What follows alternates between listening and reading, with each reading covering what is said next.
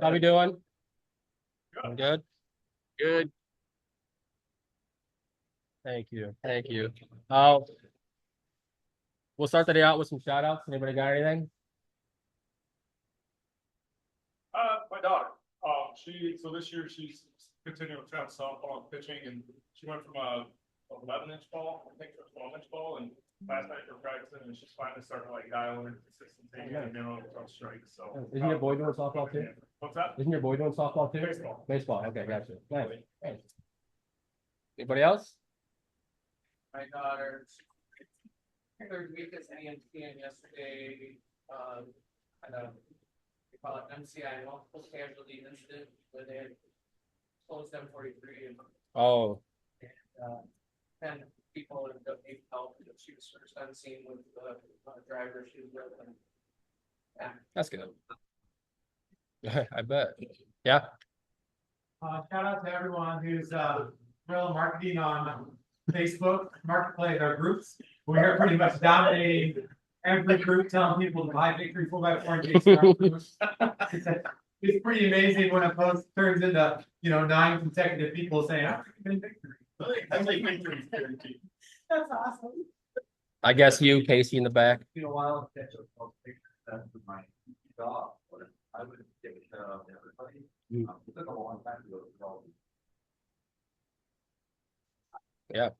Yeah. Anybody else? Anything? Shout out to Brian as well for the sweet panel back. Oh, yeah, that does look nice. It looks really nice, yeah. With what Casey said, we have a video of a quick recap of our 3S time we had last week, and everyone did a pretty good job. It's like a 2-minute video if you guys want to watch real quick.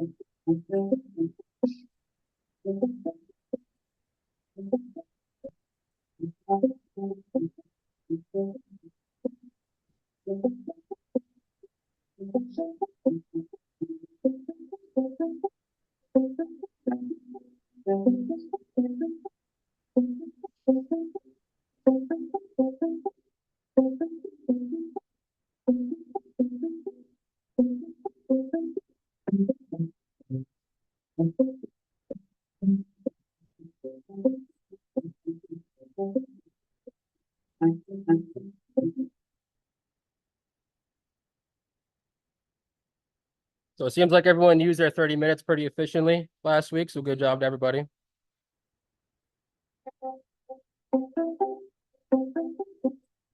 So yesterday, Brian introduced us to the 8 waste. Today, we're going to be looking more in depth at overproduction. And overproduction is making more than what's needed or sooner than when it's needed. I can give an example. Say we cut 4 5th gen 400 rear strikes, right? Say we cut 8 and we sold 4. So those other 4 that aren't sold yet are going to go through the same process that the other 4 are sold would go through. And all that's just waste because they're not sold yet. We don't know how long they're going to sit on the shelf for, how long they're going to be up here just on a cart. They'll go through every single step that the other 4 would go through, right? So all that's just waste.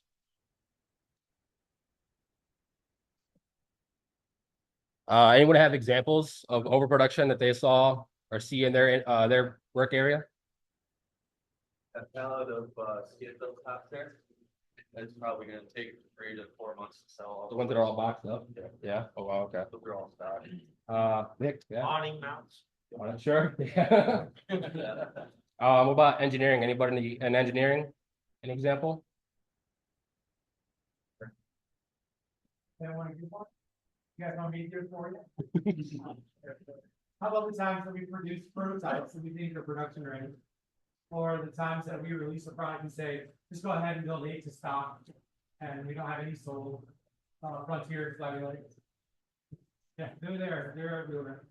What about guys across the street? Anything? Anybody? Overproducing part of it? Yes, but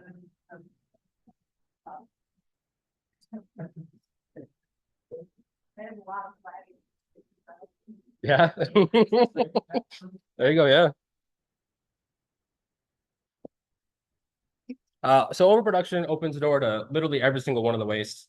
So if we nip this in the butt, we'll have a less chance of coming across another one of the 8 wastes later down the road. We still will, obviously it happens, but it's just easier if we just nip this one in the butt as soon as we can. So how to fix it. And think of it like push-pull. So we don't want to push. If we push, we're making all we can just in case, just assuming we're going to sell this many of whatever, you know. And that means inventories are high, which excess inventory and other waste. Instead, think of it like pull. Try to pull. Make what's needed when it's needed, made to order. So that way production is precise. It's based on actual people ordering and buying. Inventories are low, and then waste is reduced. Bless you. And then we have a little example we recorded in Brian's office yesterday. What I'm going to demonstrate here is the difference between a push and a pull system. Right now I have 4 bumpers in stock and Kanban cards. The Kanban card is to build 2 and 2. So now we have 4 in stock. What happens is the customer starts to pull. So the customer is going to buy one. Now the customer buys a second one. This Kanban card goes back to production to start a job for 2 more. Now we have these 2 remaining in inventory. And as that job is being built, these 2 remain as our inventory.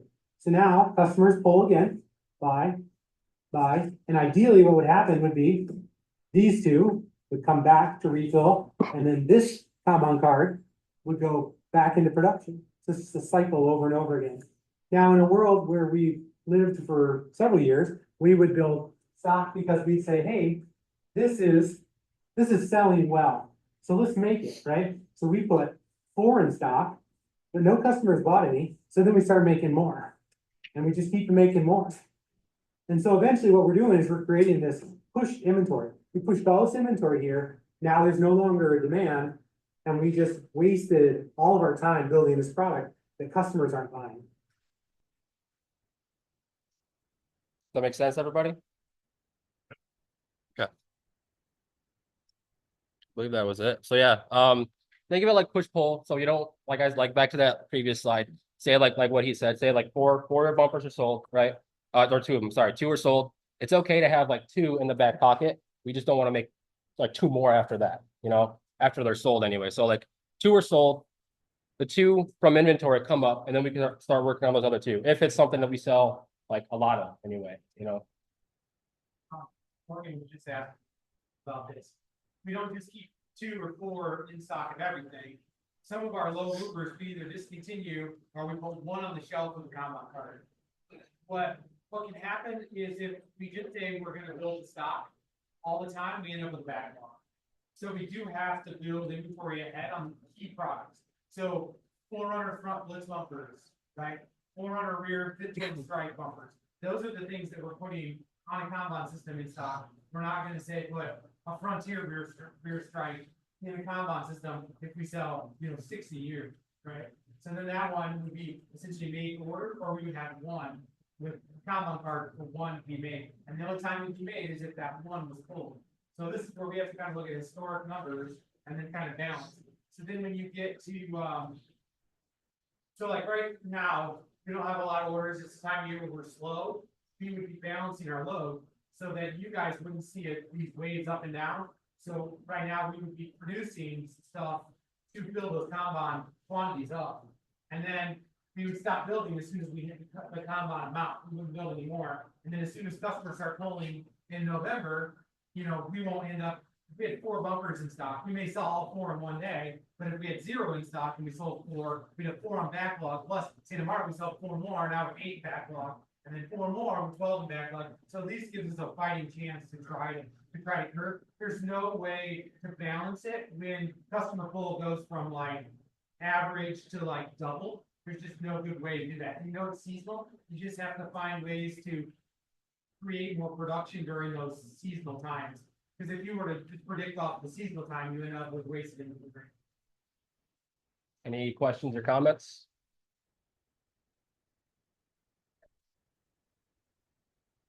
Our full time is like nothing right now, but we can, yeah, building the order here. Yeah, even when you can get where you have a Kanban system in place, you're eliminating the wait time for most customers. You know, if not 75% of your customers, they're buying product today, it's in stock and ready to ship. Right? Because the whole idea of building a new facility is to be able to hold inventory, right? And stomp on the market by having better lead times than anybody else. So then you start reading this stuff and you start going, well, it says to be lean. The ultimate lean would be to just build the order. But as soon as you start building to order everything, you just become backlog, essentially what we are, right? When we talk about overproduction and like general like mass production, I don't think we're mass production. Mass production is like somebody for Ford that's making 10,000 runs on one thing, right? But we do have a bit of an overproduction mindset for the size we are. We're what they call batch to queue. So we build a batch and then we queue it. And then we work on the batch and then we queue it. And so that's really what we are, is a batch to queue, batch to queue, batch to queue. The whole process is batch to queue, batch to queue, batch to queue, batch to queue. So we're slowly going to get away from that, and it's going to be more of a flowing process where you may have some inventory queued in between, but you're not going to have like, you know, there's times we've had 50 skids that need to be bent, like 50 pallets of parts that need to be bent through the brake press. They can't do that in a day, so what's the point of having 50, right? We're just aging the stock, essentially. So now we're going to get down to like a more streamlined process where we actually turn the laser off and allow the process to flow through. That's just kind of the difference in the mentality, which then I was showing Bryce this, I showed John this. Our roof rack mounts are a great example. We don't want to be short at the end of the month because we batch, you know, 100 roof racks out in the last week every month, right? It's like our money maker. So then we go, oh, we need to batch these, so we've got to have all these mounts. So then Bryce says, okay, I'll give you a lot of mounts. So then you go over there and we start looking at making a Kanban system for these mounts. And what we've discovered is where we need 16 sets for a month, we have 40 sets. So what we've done is we've pressed all this stuff through. It's consumed everybody's time. Where they could be working on customers' backlog products, instead we're working on making unnecessary inventory. But it goes on every roof rack over there. You go over there, every single roof rack, we have 4 to 5 months worth of inventory of the components needed for it. So it's not ideal. I mean, it's not the worst thing in the world, but that stuff will get chewed up. Some of it will. Some of it will get thrown away. But that's what we want to try to get away from. We want to make just the amount we need and then use the rest of the efforts to make the other things. So you don't have this thing that's like pushing aside other products because we decided that was a 911.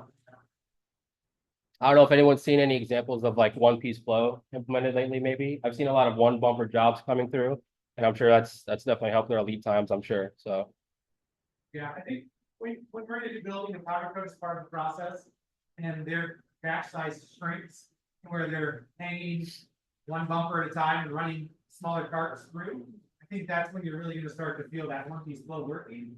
And then we're still shipping, still getting batched jobs from powder coat, so they end up in a batch system anyways, where if powder coat's feeding product consistently to shipping can get into that one piece flow deal. So where you guys have it on the curtain side, as soon as it comes across the curtain, we're right back into this kind of batch. It's like a smaller batch flow, not necessarily one piece flow. but that's all I got for everyone. So thank you for not pointing and laughing at me. Appreciate it. Yeah, Thank you. Thank you. Yeah, Bryce. You can have good eating one up there.